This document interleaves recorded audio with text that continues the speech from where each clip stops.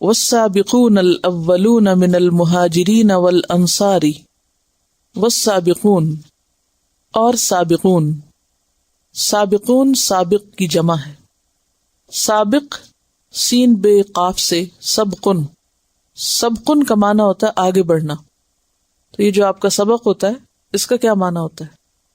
یعنی آگے بڑھ گئے، ایک سیڑھی اور اوپر چڑھ گئے. تو سابق آگے بڑھنے والا اور سابقون آگے بڑھنے والے. کون سا اسم ہے؟ فاعل. سابق فاعل. الاولون اول کی جمع اولون. سابقون الاولون من المہاجرین جو مہاجرین میں سے ہیں، مہاجر کی جمع. والانصار اور انصار میں سے ہیں. مہاجرین اور انصار میں سے جو سب سے پہلے آگے بڑھنے والے ہیں. ایک تو ہوتا ہے نا کہ مقابلے پر بہت سے لوگ جا رہے ہیں تو ایک آگے نکل جائے، اور ایک ہے کہ کسی کام میں سب سے آگے بڑھ جائے اور پہل بھی کرے. اب یہ کون لوگ ہیں جن کا ذکر ہے یہاں کہ وہ مہاجرین میں سے بھی ہیں اور انصار میں سے بھی؟ تو جہاں تک مہاجرین کا تعلق ہے تو اس کے بارے میں مختلف آراء ہیں کہ کن کو سابقون اولون کہا جائے گا. بعض کا خیال یہ ہے کہ یہ وہ لوگ ہیں جنہوں نے سب سے پہلے اسلام قبول کیا، جیسے حضرت ابوبکر صدیق رضی اللہ تعالیٰ عنہ، حضرت زید بن حارثہ رضی اللہ تعالیٰ عنہ، حضرت عبد الرحمن بن عوف، حضرت زبیر بن عوام، حضرت سعد بن ابی وقاص اور حضرت طلحہ بن عبید اللہ. یہ سابقون ہیں. اور پھر انہوں نے ہجرت بھی کی.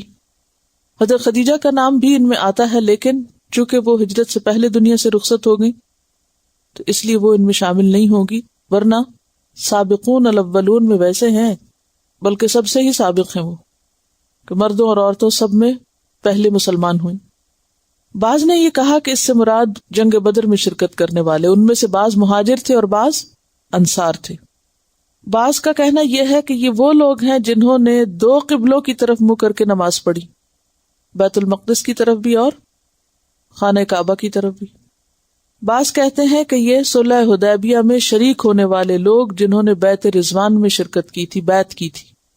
سورۃ الحدید کی ایک آیت سے پتہ چلتا ہے کہ فتح مکہ سے پہلے ایمان لانے والے سابقون ہیں. ان کے بارے میں فرمایا گیا کہ لا یستوی منکم من انفق من قبل الفتح وقاتل اولئک اعظم درجۃ من الذین انفقوا من بعد وقاتلوا وکلا وعد اللہ الحسنی. کیا مطلب؟ کہ نہیں برابر ہو سکتے وہ جنہوں نے فتح سے پہلے خرچ کیا. یعنی جب مکہ فتح ہو گیا تو حالات بدل گئے، اب تو کنٹرول اور اقتدار آپ صلی اللہ علیہ وسلم کے پاس آ گیا.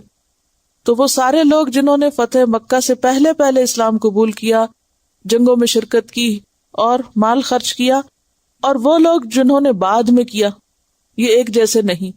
تو سابقون پھر کون ہیں؟ جو ایک رائے کے مطابق فتح مکہ سے پہلے، دوسری رائے کے مطابق صلح حدیبیہ میں شریک ہونے والے، بعض کے خیال میں جنگ بدر میں شریک ہونے والے، اور بعض کے خیال میں جنہوں نے دو قبلوں کی طرف رخ کر کے نماز پڑھی، اور بعض کے خیال میں جو سب سے پہلے اسلام لائے تھے، بالکل ابتدا میں اسلام لانے والے. بہرحال تو مہاجرین میں سے تو یہ لوگ ہو گئے. انصار میں سے سابقون کون ہیں؟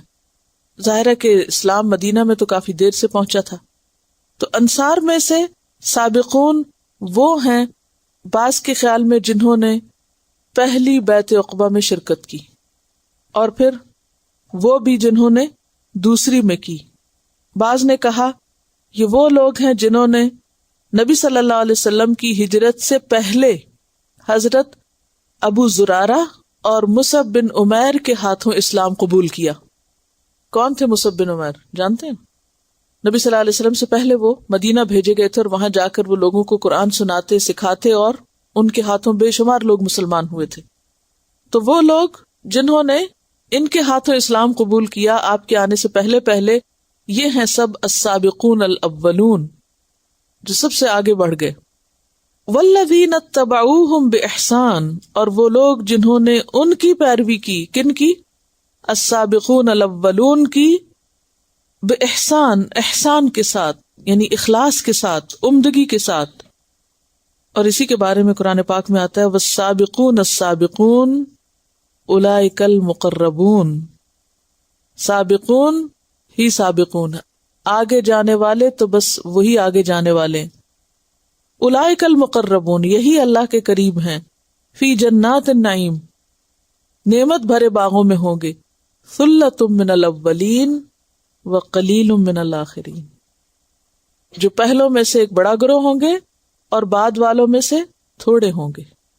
تو سابقون الاولون تو جن کا ابھی ذکر ہوا، اور اتبعوہم بإحسان کب تک ہے؟ قیامت تک. کہ یہ وہ لوگ ہیں جو نیکی کا موقع پاتے ہی لپک آتے ہیں، فوراً کر لیتے ہیں. اللہ کا حکم سنتے ہیں، دیر نہیں لگاتے، مان لیتے ہیں. کیا سوچ کے کہ یہ تو فائدے کی چیز ہے. بالکل اسی طرح جیسے دنیا کی محبت میں مبتلا لوگ ہر دنیاوی فائدے کے لیے دیر نہیں لگاتے، فوراً پہنچتے ہیں. کہیں کوئی آفر ہو، کہیں کوئی نفع ہو، کوئی تجارت کا موقع ہو، تو وہ ہمیشہ اس کی تلاش میں رہتے ہیں، معلوم بھی کرتے رہتے ہیں، اویئر بھی ہوتے ہیں، اور پھر فوراً اس سے فائدہ اٹھا لیتے ہیں. ایک جگہ میں نے کہیں پڑھا کہ ایک شخص انڈیا میں گاڑیوں کا کام کرتا تھا، تو اس کی آمدنی معمولی تھی. اسے پتا چلا کہ ہندوستانی حکومت جو ہے وہ سوزوکی کار اسمبل کرنے لگی. تو اس نے سوچا کہ جو ہی یہ کار اسمبل ہوگی اور کثیر تعداد میں لوگ خریدیں گے تو گاڑیاں خراب ہوں گی، اور اس وقت پھر سب سے زیادہ اچھا بزنس گاڑیاں ٹھیک کرنے کا ہوگا. تو کیوں نہ میں اس کار کو ٹھیک کرنے کا طریقہ سیکھوں. وہ پاکستان آیا، 2 مہینے کراچی میں رہا، اور اس نے گاڑیاں بننے سے پہلے گاڑیاں ٹھیک کرنے کا پوری طرح طریقہ سیکھا، یعنی وہ اسکل حاصل کی کہ ان گاڑیوں کو ٹھیک کیسے کرتے. اور جب وہ واپس گیا اور گاڑیاں روڈ پر آئیں اور خراب ہوئیں تو اس نے دنوں میں ترقی کر لی. کیوں؟ پیش بینی. پیش بینی کیا ہوتی ہے؟ فار سائٹڈ، یعنی پہلے سے ہی اس نے اندازہ کر لیا کہ آئندہ مارکیٹ میں کس چیز کی ویلیو ہونے والی، اور مجھے اس کے لیے کیا ہنر، کیا طریقہ، کیا چیز چاہیے، اور مجھے اس کے لیے کہاں جانا چاہیے، کہاں جانا زیادہ فائدہ مند ہے، سستا ہے. اور پھر اس موقع کو استعمال کیا اور دنیاوی اعتبار سے بہت کامیاب ہوا. تو بالکل اسی طرح کچھ لوگ دین کے معاملے میں ہمیشہ اپنی آنکھیں کھلی رکھتے ہیں، اور ان کی نظریں کس چیز کی تلاش میں تھیں؟ نیکی کا کوئی موقع کہاں ملے گا. اور ایسے لوگ کم ہوتے ہیں، اسی لیے کہا قلیل من الآخرین. صحابہ کے دور میں ایسے بہت تھے جو انتظار میں رہتے تھے، اپنی سروسز آفر کرتے تھے کہ کہاں نیکی کا موقع ہو اور ہم حاضر ہو جائیں. وہ نظریں بچانے والے اور جی چرانے والے نہیں تھے کہ اچھا کہیں ہم پہ نہ آ پڑے، کیونکہ ان کی یہ سمجھداری تھی کہ وہ سمجھتے تھے کہ کوئی بھی کام جب ہم کریں گے تو ہمیں اس کا فائدہ ہوگا. جیسے ہم نے پڑھا نا کہ اعراب میں سے 2 طرح کے لوگ ہیں، اور معمولی سمجھ رکھنے والوں کو بھی یہ بات سمجھ آ گئی کہ اگر ہم اللہ کی راہ میں صدقہ کریں گے تو یہ اللہ کے قرب کا ذریعہ بنے گا. تو جس شخص کی معمولی سمجھ بھی یہ بتائے اس کو کہ دین کے راستے میں کی ہوئی چھوٹی سی قربانی بھی ضائع نہیں ہوتی، اور وہ پہلے سے ہی تیار ہو ذہنی طور پہ نیت کے اعتبار سے، تو اللہ تعالیٰ اس کے لیے سابقون الاولون جیسا اجر لکھ لیتے ہیں.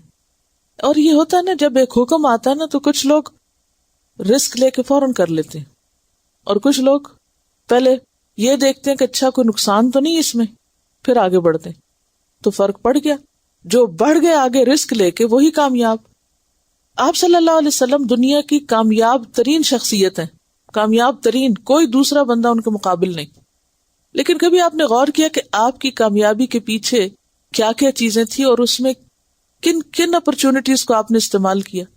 تو اگر غور کیا جائے تو یوں محسوس ہوتا ہے جیسے آپ نے سب سے بڑے رسک لیے. آپ نے اپنے کام کے کرنے میں بہت بڑے بڑے رسک لیے، اور جتنے بڑے رسک لیے اتنی ہی بڑی کامیابی آپ کو ملی. رسک لینے کا مطلب یہ نہیں کہ پھر اس کے بعد انسان سو جائے. رسک جو لیتا ہے پھر وہ اس کے لیے اتنا ہی اپنے آپ کو پریپیئر بھی کرتا ہے. مثلا آپ دیکھیے کبھی آپ نے جنگ حنین کا پڑھا. اسی صورت میں جنگ حنین میں جب آپ جا رہے تھے اس طائف کے علاقے میں، تو راستے میں بنو حوازن نے آپ کے اوپر تیر اندازی کی اور مسلمانوں کے قدم اکھڑ گئے اور ایک افراتفری پھیل گئی اور شکست ہونے لگی. اللہ کے رسول صلی اللہ علیہ وسلم نے سب کو بلا کے جمع کیا اور پھر الحمدللہ فتح ہوئی، اور اس کے بعد 6,000 لوگ پکڑے گئے. یہ وہ لوگ تھے جن کے تیروں سے آپ کی فوج تتر بتر ہو گئی تھی اور شکست ہونے کے قریب تھی، جو آپ کی جان کے دشمن تھے. اور پھر آپ دیکھیں کہ آپ نے انہی لوگوں کو آزاد کیا، سواریاں مہیا کی واپس جانے کو. کیا یہ رسک نہیں تھا؟ یہ کل کے دشمن یہ میرے ہاتھوں پکڑے گئے ہیں، ان کو میں چھوڑ دوں تو یہ تو پھر دعویٰ بول دیں گے، لیکن آپ نے رسک لیا اور آپ کا یہ احسان ان کے دلوں کو بدل گیا. سمامہ بن اسال کی کہانی، وہ جو فرد واحد تھے، وہ قبیلے کے سردار تھے، سخت دشمن تھے مسلمانوں کے، اور انہوں نے مسلمان ہو کے اقرار بھی کیا کہ اس سے پہلے آپ اور آپ کا شہر مجھے دنیا کی سب سے ناپسندیدہ چیز لگتی تھی، اور جب آپ نے مجھے معاف کیا تو اب آپ سے زیادہ محبوب کوئی ہے نہیں. کیونکہ انسان جو ہوتے ہیں نا، وہ کوئی پتھر کے اسٹیچوز نہیں ہوتے، ان کے اندر اللہ نے دل رکھا ہوتا ہے. جب آپ کسی کے ساتھ اچھا کرتے ہیں تو یہ ہو نہیں سکتا کہ کوئی آپ کے لیے پھر اچھا نہ کرے، لیکن اس میں رسک لینا پڑتا ہے. بہت سے لوگ رسک لینے کو تیار نہیں ہوتے، لہذا کامیاب بھی نہیں ہوتے. ہر بڑی کامیابی کے پیچھے بڑا رسک ہوتا ہے، بڑا خطرہ. لیکن یہ خطرہ کون اٹھاتا ہے، مول لیتا ہے؟ جس کو محنت کی عادت ہو اور جو اللہ پہ بھروسہ کرتا ہو. اور ایسے لوگوں کو اللہ لیٹ ڈاؤن نہیں کرتا، جو اپنے ذمے کا فرض پورا کر لیں، اپنے بس کی محنت اور اللہ پہ توکل. تو یہاں بھی آپ دیکھیں کہ سابقون الاولون جنت میں بھی سب سے پہلے ہوں گے. سورۃ الواقعہ میں بہت خوبصورت ڈسکرپشن آتی ہے کہ جب ان کی موت کا وقت آتا ہے تو فرشتے حاضر ہوتے ہیں، تو روح و ریحان و جنت النعیم کی خوشخبری آتی ہے ان کے لیے. اور پھر صرف وہ نہیں ہے جو اس دور میں ہوئے اور گزر گئے اور اب چانس ختم ہے سابقون بننے کا، اب بھی چانسز ہیں. وہ صرف بدو والی حدیث پہ راضی نہ ہو جائیں، اب بھی چانسز ہیں کس بات کے کہ آپ نیکی میں آگے بڑھ جائیں. کیونکہ یہاں پر فرمایا والذین اتبعوہم بإحسان، جنہوں نے احسان کے درجے پر سابقون الاولون کی پیروی کی، انہی مثالوں کو فالو کیا جو نیکی کی اونچائی پر پائی جانے والی شخصیتوں کو اپنا آئیڈیل قرار دیتے ہیں. وہ نچلے درجے پر راضی نہیں ہوتے، وہ دیکھتے ہیں سب سے آگے کون تھا. صراط الذین انعمت علیہم، پھر درجات ہے نا، وَلِكُلٍّ دَرَجَاتٌ مِّمَّا عَمِلُوا، ہر ایک کے درجے، جنت کے بھی درجے. پھر اسی طرح آپ دیکھتے ہیں کہ نفاق کے بھی درجے، شرک کے بھی درجے، کفر کے بھی درجے، فسق کے بھی درجے، ہر چیز درجوں میں ہے، سب ایک لیول پہ نہیں ہوتے. تو یہاں پر اللہ تعالیٰ اور بہت سے منافقین کی کیٹیگریز بیان کرنے کے بعد اب یہاں السابقون کی ہائیسٹ کوالٹی کے لوگوں کی صفت بیان کر رہے ہیں کہ وہ کون ہیں جو پہلوں میں بھی ہیں اور پچھلوں میں بھی ہیں. کیونکہ سورۃ الجمعہ آیت 3 میں بھی آتا ہے وَآخَرِينَ مِنْهُمْ لَمَّا يَلْحَقُوا بِهِمْ، اور ان میں سے کچھ دوسرے جو ابھی ان سے نہیں ملے، یعنی ایسی شخصیتیں بعد کے ادوار میں بھی ہوں گی جو ابھی پیدا نہیں ہوئی. سورۃ الحشر کی آیت 10 میں آتا ہے وَالَّذِينَ جَاءُوا مِن بَعْدِهِمْ، وہ لوگ جو ان کے بعد آئے یعنی پہلوں کے بعد، یقولون ربنا اغفر لنا ولإخواننا الذین سبقونا بالایمان، وہ دعائیں مانگتے ہیں یا رب ہمیں بھی بخش دے اور ہمارے ان بھائیوں کو بھی بخش دے جو ہم سے پہلے ایمان لا چکے. پھر سورۃ انفال 75 میں بھی آپ نے پڑھا والذین آمنوا من بعد وہاجروا وجاہدوا معکم فاولئک منکم، بعد میں آنے والے لیکن انہوں نے بھی وہی کام کیے جو تم نے کیے، لہذا وہ تمہیں میں سے. آپ نے ایک حدیث پڑھی تھی کہ ان کا ایمان 50 کے برابر ہوگا، تم جیسے 50 کے برابر ہوگا. تو اس سے یہ پتہ چلتا ہے کہ ہر دور میں نیکی کمانے کے چانسز موجود ہیں. یہ جو ہم ہر وقت بہانے کرتے رہتے ہیں نا، آج کا دور اور یہ ملک اور یہ شہر اور یہ سب بیکار کے بہانے ہیں. سب سے بڑی مشکل ہم خود ہیں، سب سے بڑی رکاوٹ ہماری اپنی ذات کے اندر ہے. جب تک ہم اپنی ذات کا بت نہیں توڑیں گے، نیچے نہیں آئیں گے، خود پہ خود قابو نہیں پائیں گے، کامیاب نہیں ہو سکتے. اور جو اپنے آپ کو قابو کر گیا، اپنے سے کام کروا گیا، وہی دراصل کامیاب ہے. تو ان لوگوں کے لیے اللہ نے کیا فیصلہ کیا؟ رضی اللہ عنہم ورضوا عنہ، اللہ ان سے راضی ہو گیا. ان آگے جانے والوں سے اور ان کی پیروی کرنے والوں سب سے اللہ راضی ہے. ورضوا عنہ، اور وہ اس سے راضی ہیں، اللہ کے فیصلوں پہ راضی ہیں۔ وَأَعَدَّ لَهُمْ جَنَّاتٍ، اور اس نے ان کے لیے تیار کر رکھی ہیں جنتیں، تجری تحتها الانہار، جن کے نیچے نہریں بہ رہی ہوں گی، خالدین فیہا ابدا، جن میں وہ ہمیشہ ہمیشہ رہیں گے، خالدین بھی اور تاکید کے لیے مزید ابدا بھی۔ ذالک الفوز العظیم، یہ ہے بہت بڑی کامیابی۔ آپ دیکھیں کہ دنیا میں ہر انسان کو شوق ہوتا ہے وہ کامیاب انسان ہو، سکسیسفل ہو۔ سکسیس ہر شخص کی ڈریم ہوتی ہے کہ میں زندگی میں کامیاب انسان بنوں، لیکن اصل کامیاب کون ہے؟ جو اس طریقے پہ چلنے والا ہو، جو نیکی کے کاموں میں فیصلہ کرنے میں دیر نہ لگائے، رسک لے، آگے بڑھ جائے، محنت کا حق ادا کرے اور اللہ پہ بھروسہ کرے۔